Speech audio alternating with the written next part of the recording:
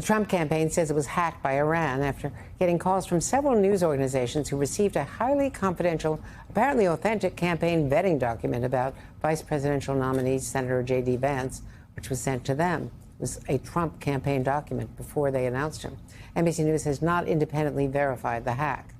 On Friday, Microsoft released a report saying that it had discovered evidence that Iranian hackers tried to break into the email account of a high-ranking official on a U.S. presidential campaign back in June, now saying that the two are not necessarily related.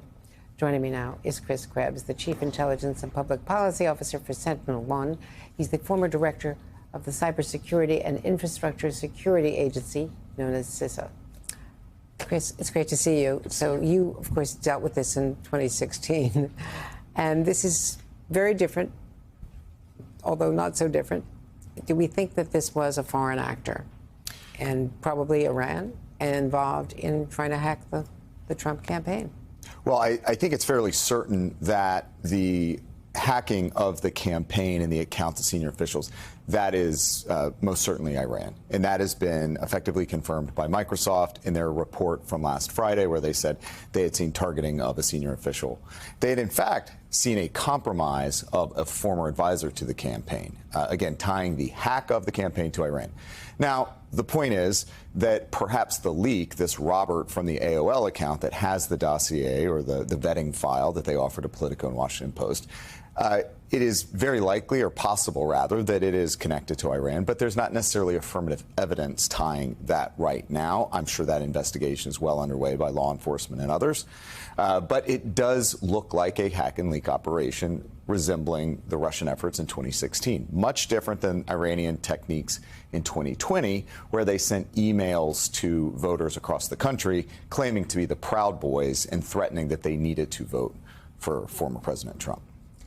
And the way the Trump campaign is handling this is very different from the way they handled it in 2016, when Donald Trump, the candidate, gloried in it, saying to after the WikiLeaks leak, Russia, if you're listening, find Hillary Clinton's 30,000 emails, all a canard. But yeah, well, it does go to the point that we've been making for several years in the election security field, and that the intelligence community assessment of 2017 detailing that Russian hacking effort of the campaign, targeting election voter registration databases and broader disinformation campaigns. Yeah, hack and leak's a real thing, and now that the shoe's on the other foot, I think there's kind of a coming to grips with reality. And this is obviously something that we do not want in the middle of American elections, that American voters decide American elections, and we all need to be prepared for the fact that, hey, this is just August. There's a lot more time between now and Election Day and beyond certification and inauguration. So I think these are still early days.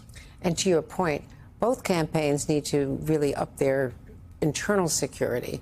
Absolutely. To try to protect themselves from this. But you've got China, Russia, most prominently, and now Iran in the game.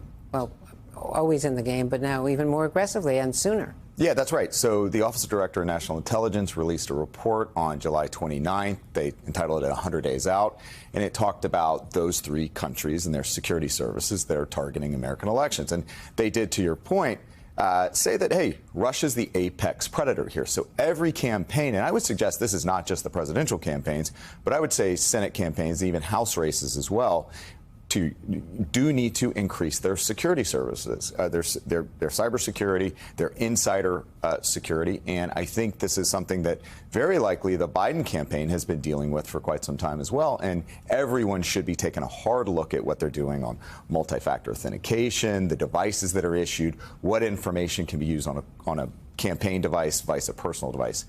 So it's going to be a moment of reflection this week, I think. The new reality. Absolutely. Thank you so much. Thank you. Great to have your expertise, Chris. Appreciate it.